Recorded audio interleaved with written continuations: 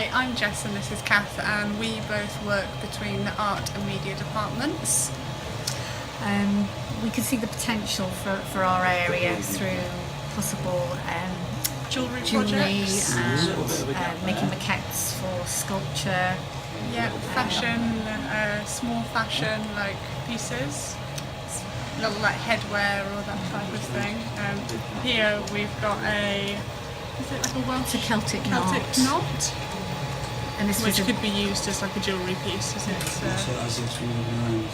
we found this online as a pre-existing design. It's not our design, but it's just an example of what potentially It shows we what could the do. students could do, and they could design their own and start printing them. It has potential for the development of literacy and numeracy skills, as there's a lot of new terminology, there are calculations regarding temperature. Numeracy, they can work out how much it's going to cost them to make each piece, depending on how much the material is and how much they're using.